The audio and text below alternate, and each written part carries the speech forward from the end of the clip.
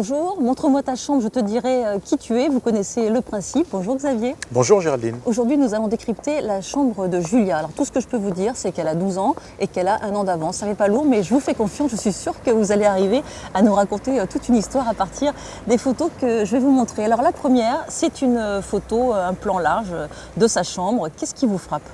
Ce qui me frappe d'emblée, c'est que Julia est bien une enfant de l'image.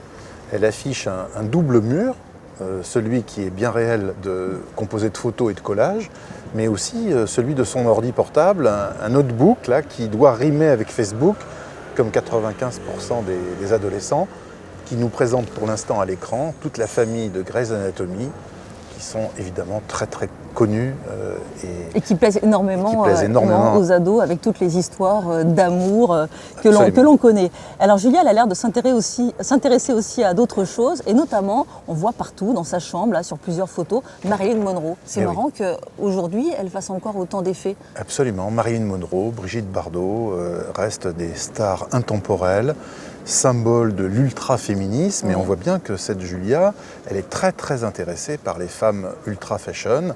Elle n'est pas en retard, ni dans le besoin d'ailleurs, sur la planète des ados consommateurs.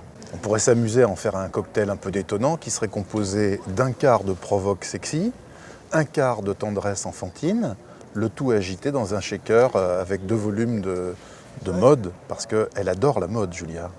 Et elle aime bien les beaux garçons aussi, on voit qu'il y en a pas mal dans ses collages. Garçons et filles, fashion victime, dans les deux cas, on le voit bien. Mais quand on lui demande, parce que là c'est rigolo, elle a fait un petit collage, quand on lui demande ce qu'est un homme canon, elle répond quoi ? Par l'image, mon père ou mon frère.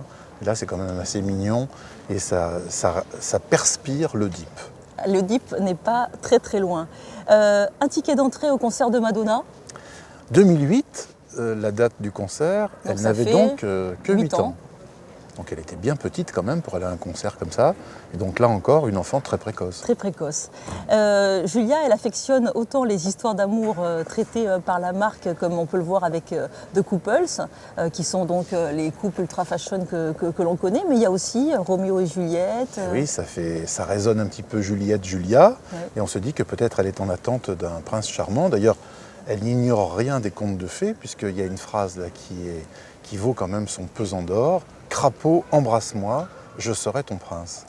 Alors, on voit que les lectures de Julia, c'est à la fois des mangas japonais, mais aussi des choses qui rappellent l'enfance. Et oui, il y a encore les aventures de l'enfance. Il y a encore le Club des 5, la série Ainsi va la vie.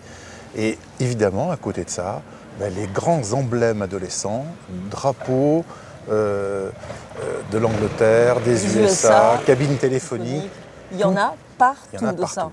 Et Julia, elle est un petit peu en extase devant les couvertures des magazines comme Grazia où les top modèles s'exposent. Et d'ailleurs, il y a quand même un titre. Ah oui, un titre qui tue. 6 astuces pour être canon toute nue. Tout un programme. Tout un programme. Ça tombe bien parce que de toute façon, l'été approche. Merci Xavier et à la semaine prochaine. Au revoir.